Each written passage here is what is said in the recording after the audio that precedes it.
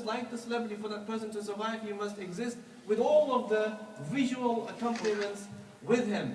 And that is the utter and gross inversion. We are living, my dear brothers, in a time of gross inversion, and that is the Dajjal. سُمِيَ بِذَلِكَ لِأَنَّهُ يَجْعَلُ الْحَقَّ بِالْبَاطِلِ. He is called Dajjal based on the grammarians because he is able to confound. He confounds the haqq with batil. He confuses the two. But we must remember, when Dajjal comes, of course, he will be the perfect shell for those who will believe in him. Right? He will not be as we describe him today. For those who believe in him, he will be the perfect embodiment, the perfect shell. Any way you look at it, whether ethically, whether in terms of justice or in terms of belief, aqeedah, all of this, those who will believe in him will regard him to be the perfect shell, the perfect embodiment. Because he represents the image, does not represent the ideal. Does not represent the ideal. In the time of the Prophet ﷺ, so here you have this companion, Mus'ab ibn Umair, and then he does what he does, and you know his story, and then when he is killed on the plains of Uhud, he walked past his body, and then he testified for him, مِنَ الْمُؤْمِنِينَ رِجَالٌ صَدَقُوا مَا عَاهَدُوا اللَّهَ عَلَيْهِ. Indeed, from amongst the believers are rijal, are men who are true to their word with Allah subhanahu wa ta'ala. And the Sahaba, they became, they reflected on those words, and they realized, this man, he has the testimony of the Prophet ﷺ on his scale, right? Who knows how we will die, what states that we will die in. And they began to think, this is a person, subhanAllah, if only we were like him. But just to hammer home the great relevance of ideals in a world of images, think about the companion who was so distinct and so different, who was nothing like Mus'ab ibn Umair, at least from the perspective of the image, the one whose name was Julaybib, may Allah be pleased with him. The one we don't actually know his full name, we don't actually know his lineage, nor do we know his parents' names, nor do we know what tribe he came from. We know next to nothing about him because only a few hadiths survive concerning him. Julaybib, may Allah be pleased with him, was a man who was jalbab. He was a man who was deformed, dwarf-like, diminutive in appearance, and that's how he lived. But look how Nabi Sallallahu Alaihi Wasallam taught us an example concerning him, an example that we should all bear in mind in this age that we're living in. Look at this. When Julaybib was living and walking the streets of Medina, we know that many did not give him due consideration. We know that. Many did not give him due consideration. Right? They had to be taught from the Nabi Sallallahu Alaihi Wasallam about the true ethics that are involved when it concerns people who are living on the fringes of human society. Prophets are concerned with those who live on the fringes of human society. It is easy to be with your clique. Like when you guys hang around with your friends, it's easy to hang around with your clique, those of you who are of the same social status, or those of you who are together in the same jobs, or attend the masjid, and you kind of know one another, and you're all more or less of the same position. But it's harder for you to meet and mix with those who maybe sit in the masjid, but you haven't asked their name, and they've prayed in the masjid for the last 5 years. Right? They've been praying in the masjid for the last 5 years, and no one has even bothered to approach him and say, Akhi, what's your story then? Like, what's your story? The Nabi, he approached Julaybib and said, what's your story? What's your situation then? What do you do? Right? What is your position? What is your situation?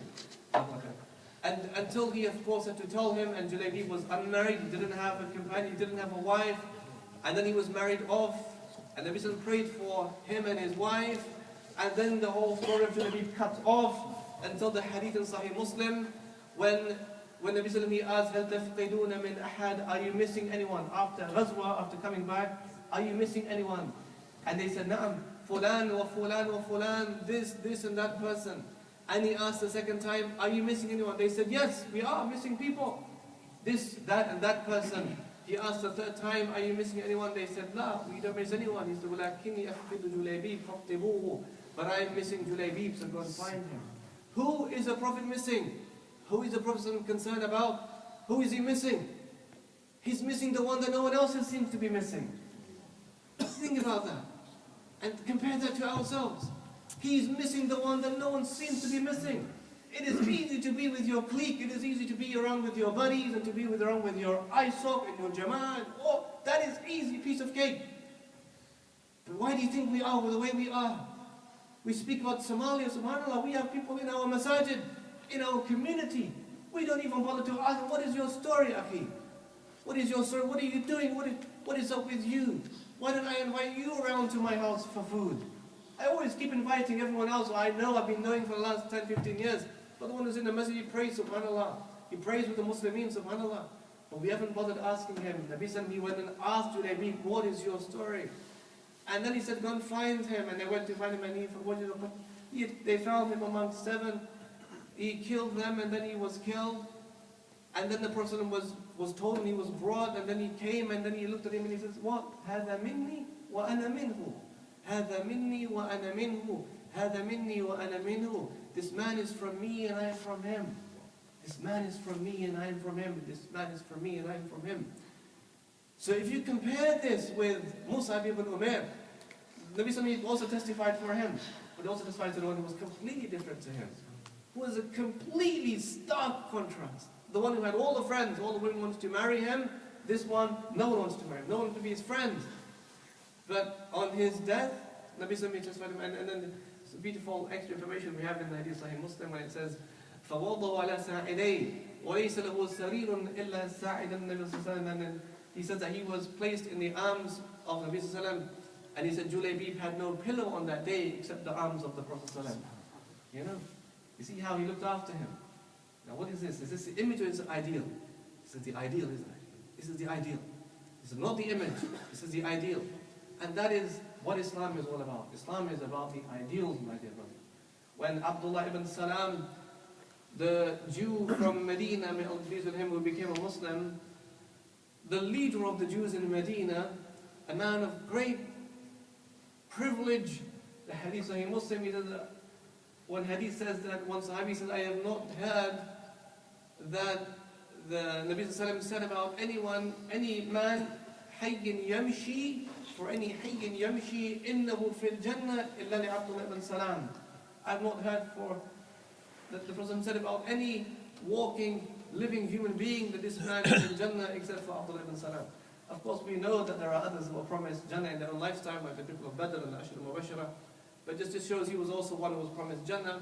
When he in Medina, Nabi Sallallahu entered Medina, he said, أول شيء سمعته يقول أول شيء سمعته يقول. The first thing I heard the Prophet say, the first thing before anything else, on the day that he arrived in Medina, and all the throngs of crowds gathered around him, the first thing he heard Nabi Sallallahu say was, أفشوا السلام وأطعموا الطعام وصلوا الأرحام وفكوا العاني وصلوا بالليل والناس النيام تدخلوا الجنة بالسلام أو كما قال صلى الله عليه وآله وسلم.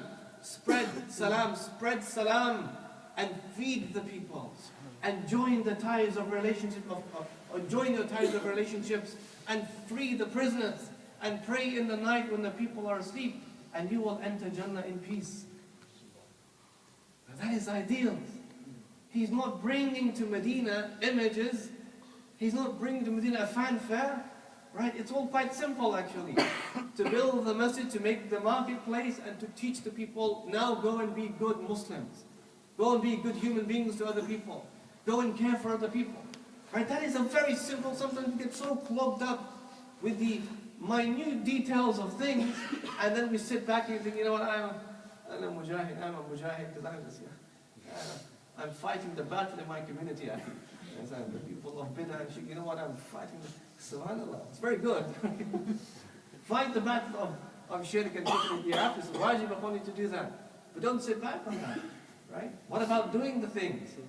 What about going out and feeding the people? What about going and making relationships and making harmony and peace in the society? What about going to the non-Muslims and showing them the great ethics of our religion and the ideals of our religion?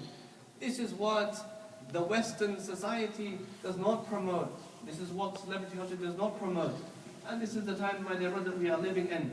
You see what's happened in this time is that there is an inversion. In that inversion, there is a break. There is a break in what we call the transition from childhood to adulthood. So this is why you will find many young people, may Allah help and save and bless the Muslim youth, but you'll find many young people, they're coming from childhood and they're not actually entering adulthood. Why? There is what we call a warped transition or a skewed transition. Because The children are playing computer